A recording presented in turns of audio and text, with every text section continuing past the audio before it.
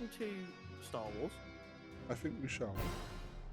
So this is something that occurred to me. Actually, it didn't occur to me at all. I'm not gonna lie and take credit for this. It occurred to my girlfriend while we were Right. watching Mandalorian. Yes. In the finale, we have, what is it, R4? Something like that, yeah. Yeah. I forget now.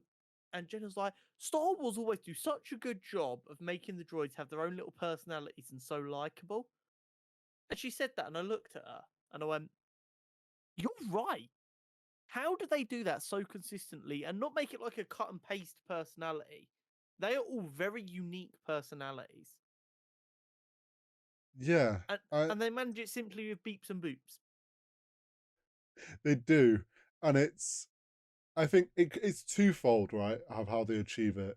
It's being creative in knowing that even with just noises, you can kind of get across a sense of emotion because it's just how we're all wired. Like we understand from people's tone of voice, like what they're coming from. So you can do it with just tone of sounds. And then also often there is a character that like understands the droid and responds to it, helps us understand what they were saying and context to what they're saying, so then it helps add to it as well. Like we get like Luke interacting with R2 and being like, no, we can't do that, or like, are you sure you're confident? Like Yeah. gives it personality through response to them. And I think that's how they achieve it. But I think a big bit is also the way they carry themselves. So, like Yeah. C3PO, for instance, who we do get to hear speak, which makes it a Hmm. lot easier. But he walks in a very stiff manner, Yep. and he talks very upright, and he's very tightly strung. So you get like although everyone loves C3PO, everyone knows he's a bit fucking annoying. Yeah. But Yeah. he managed to hit that sweet spot where you still love him, but like, oh my god, will you shut up? Well, yeah, it's like look at all the love Chopper gets Yes. because him as a droid. I don't know how much more of Rebels you've been watching, I've got through 3 or 4 episodes. but like somehow we all root for how rebellious it is because it's like he'll get told something and then it shows him just going off and doing something that a droid should not be trying to do, and he gets away with it, and you're like, yes, Well, my favorite example of Chopper so far, with the limited I've seen, is that fucking around in the spaceship in Ghost. mm-hmm. Um, and you've got him and Ezra like fighting over something. Yeah, And Ezra's like, "Oh fuck you!" And he's got his little arms, and he's waving about, and he spins a lot to show like how over the top he is. yeah, And then Ezra goes to jump on his bed, and the bed just fucking collapses on Zeb. Zeb, yeah, Um, and then you've got Zeb running after Ezra because he blames Ezra, and then you just see Sabine look at Chopper, and he's got the bolts, and he's waving them like, "Ha ha, I got you." yeah. It's small things like that with gestures and like tonal things that it's like at the end of the day, it's body language and tone, which we all understand whether it's a robot or a person. Um, And Star Wars isn't like afraid to like like allow the droid to just be like they don't try to baby it with us. It's yeah. like we get given a droid and they trust us to understand what's and read what's going on. Yeah, but it is very interesting for sure. There's also been a lot of arguments in the Star Wars community, like there always is with droids, and it's like in the original trilogy, no one understood R2 other than C3PO. Yes. C3PO always had to um Translate. translate for him. Thank you. And now in the Disney trilogy, they're like, and now Luke understands R2. What's that about? Canon broken? It's not. And this is another thing people don't understand. So the language we hear when watching Star Wars is not English; it's Galactic Basic. Yep. Yeah. Um, droids speak binary. Yep. It's another language that humans can learn. Yeah. Don't get me Because wrong; a lot of them don't bother to, but they can.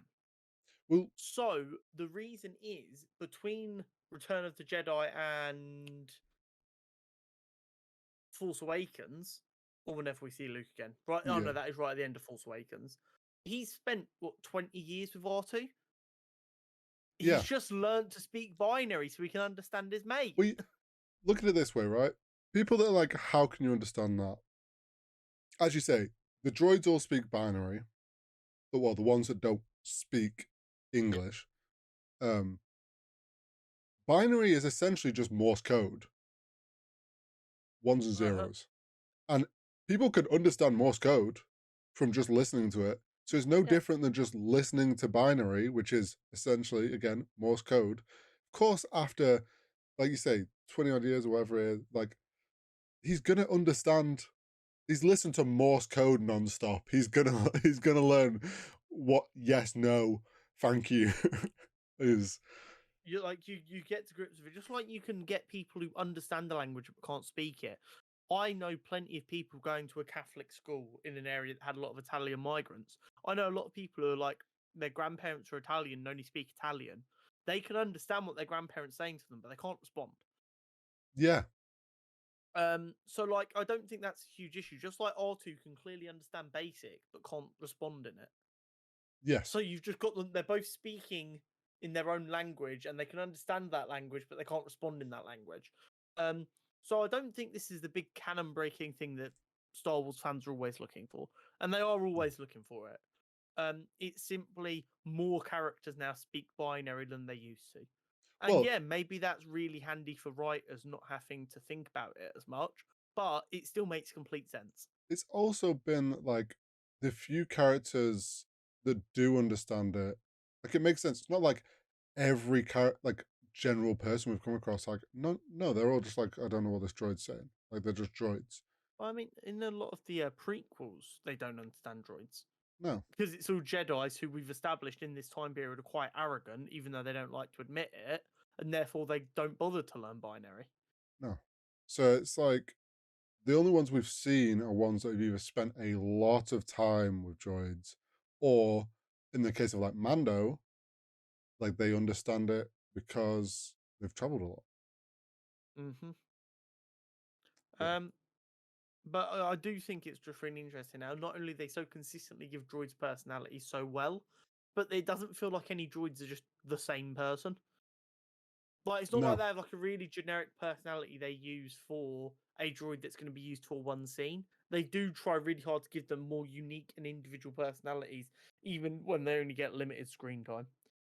Yeah. No. 100%. Um, and long may it continue because the droids, I think everyone's got a number of droids from the Star Wars universe that just they adore. Yes.